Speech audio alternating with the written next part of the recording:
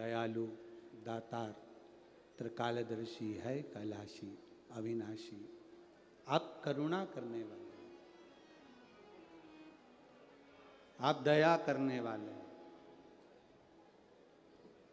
जब तक आपकी कृपा नहीं होती संसार सागर में, तब तक कोई कृपा नहीं। संजीवनी मंत्र पाने के लिए इंद्र ने तप किया, तप टूट गया, साधना टूट गई, तब साधना समाप्त हो गई।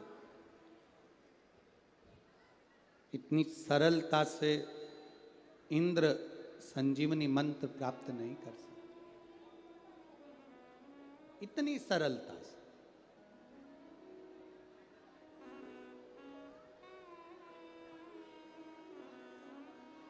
महाराज,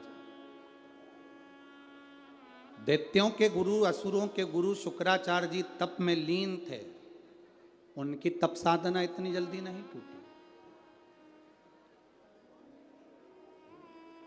धन भले ना हो, पर मन महादेव में लगाओ। जाते हो आप लोग एक लोटा जल चढ़ाने के लिए शिव जी के मंदिर? सब लोग जाते हो? जाना चाहिए। बाबा से अपने दिल की बात, अपने घर का पानी ले जाकर चढ़ाना, अपने घर का। ये तो अब फैशन आ गया कि दीपावली पर मिठाई का डब्बा बाजार से खरीद कर ले जाना चाहिए, पर बुजुर्ग माताओं से पूछना, पहले घर में मिठाई बनती थी, दीपावली का कोई सामान, गुजिया, पपड़िया, खुरमे आदि आदि बनते थे, उसको थाली में लगाकर अपने रिश्तेदारों को देते थे, ढाक कर, कपड़ा ढाका जाता था, फिर ले जाकर। ये तो अब फैशन आया। अब लोगों को लगा कि बाजार से मिठाई खरीद लो, दिया। त्योहारों को भी पैसे से तोल दिया गया। त्योहार पैसे से कभी नहीं तुलना चाहिए। त्योहार को भी पैसे से तोल दिया लोगों ने।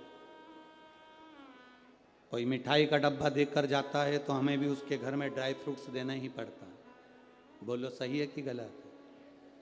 कोई अगर मिठाई का डब्बा देकर गया तो आप ड्राई फ्रूट्स दे रहे हो, कोई ड्राई फ्रूट देकर गया है तो काजू कतली दे रहे हो, काजू कतली देकर गया तो मैसूर पाक दे रहे हो।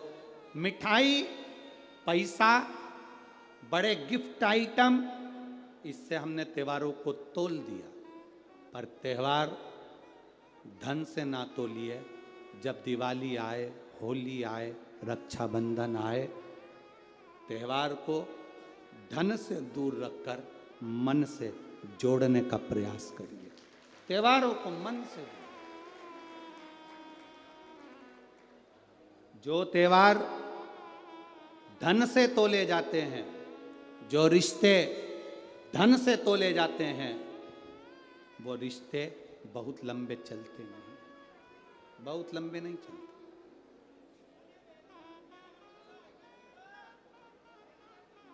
धन से ना तोले। इंद्र ने भगवान की साधना को, इंद्र ने परमात्मा की तप साधना को धन से तोल लिया। अरे मैं इंद्र,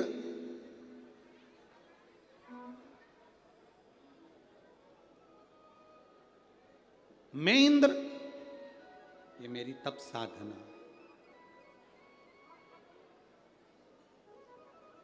इंद्र को संजीवनी मंत्र नहीं मिला।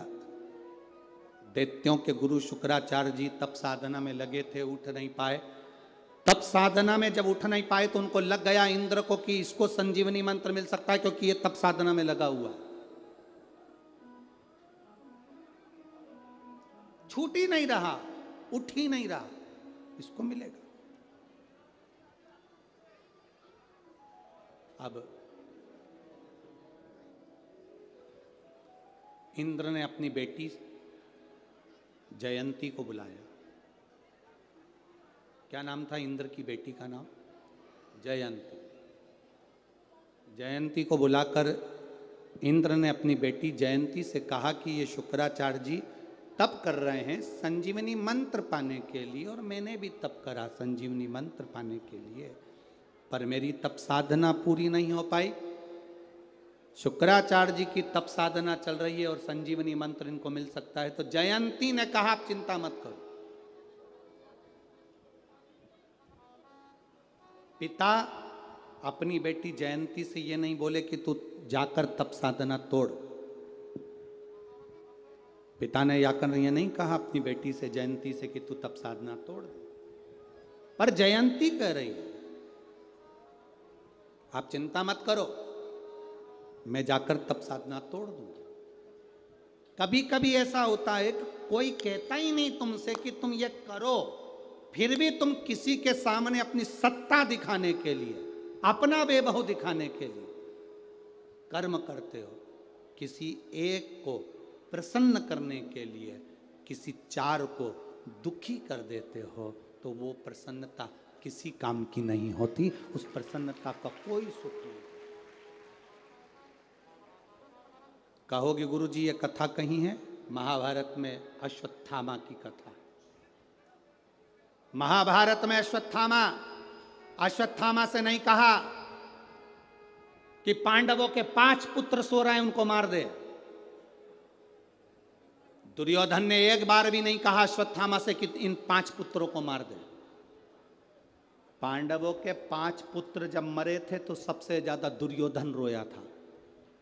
कारण, दुर्योधन के रोने का कारण केवल इतना सा था, दुर्योधन कहता है कि हम मर जाएंगे, हमारे भाई मर जाएंगे, कम से कम पांडवों के पुत्र जीवित रहते तो हमारा तर्पण, तिलांजलि, पिंडदान तो कर देते, अब तूने उन्हीं को मार दिया, उन्हीं को।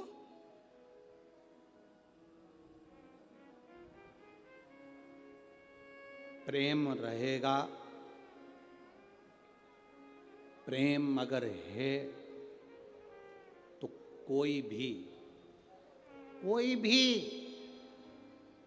4 बांस, 4 कंधे और 40 कंडे, कितने जम के तो बोलो वो आग लगाने के लिए कितने कंडे? 40। 4 बांस, 4 कंधे, 40 कंडे। अगर तुम्हारा किसी से प्रेम और स्नेह है तो कोई दूसरा भी दे देगा, और अगर प्रेम स्नेह नहीं है तो सग्गे भी बैठे रहेंगे तो ना कोई 4 बांस देगा, ना 4 कंधे देगा, ना 40 कंडे देगा। प्रेम होगा तो दूसरे भी अपने बन जाएंगे, प्रेम नहीं तो कोई नहीं।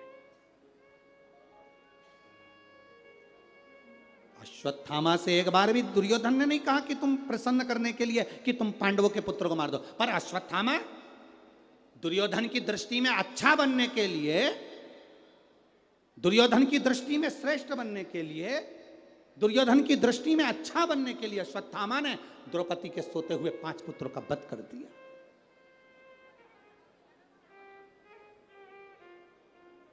किसी एक को प्रसन्न करने के लिए तुम क्या कर रहे हो? किसी एक को प्रसन्न करने के लिए तुम किसको क्या कह रहे हो? किसी एक को प्रसन्न करने के लिए तुम क्या बोल दिए? एक को प्रसन्न करने के लिए दुर्योधन, अश्वत्थामा ने द्रौपदी के 5 पुत्रों का वध कर दिया केवल उस दुर्योधन को प्रसन्न करने के लिए, केवल एक दुर्योधन को प्रसन्न करने के लिए। और ना वो दुर्योधन रहेगा ना उसका कुल रहेगा जिसको प्रसन्न करने के लिए इतना कुछ कर। शिव कथा कर रही है, जयंती ने गलती कर दी, इंद्र की बेटी जयंती गलती कर दी। अपने पिता को प्रसन्न करने के लिए शुक्राचार्य जी की समाधि तोड़ने के लिए पहुंच गई। शुक्राचार्य बाबा तप में लीन थे, यज्ञ कर रहे थे, यज्ञ करते करते इसने ऊपर से आकर मिर्ची डाल दी।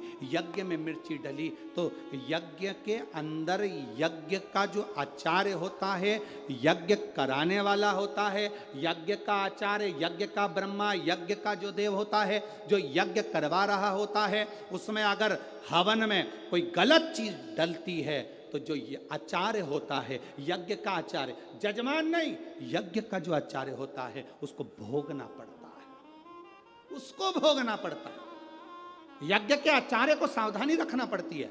जब जजमान हवन करने बैठता है तो यज्ञ के आचार्य को हवन सामग्री को देखना चाहिए, इसमें कोई कीड़ा तो नहीं है, जौ में कोई कीड़ा तो नहीं पड़ा, तिल में कोई कीड़ा तो नहीं पड़ा, इसमें कोई इल्ली तो नहीं है। यह यज्ञ आचार्य की मूलता होना चाहिए कि यज्ञ आचार्य देखे, इसमें कोई जानवर तो नहीं जा रहा, इसमें कोई जीव तो नहीं जा रहा, इसमें किसी की हिंसा तो नहीं हो रही, इसमें कोई मर तो नहीं रहा। ये यज्ञ आचार्य की उसको देखना पड़ता है, ये उसकी जवाबदारी।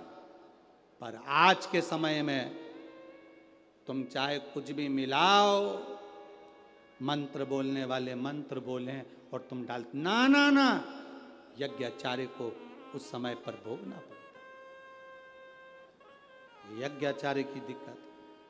शुक्राचार्य बाबा यज्ञ कर रहे थे, जयंती ने मिर्ची डाल दी, मिर्ची डाली तो यज्ञाचार्य शुक्राचार्य बाबा के शरीर में चारों तरफ घाव घाव उत्पन्न हो गए, पूरा शरीर बेकार, पूरा शरीर।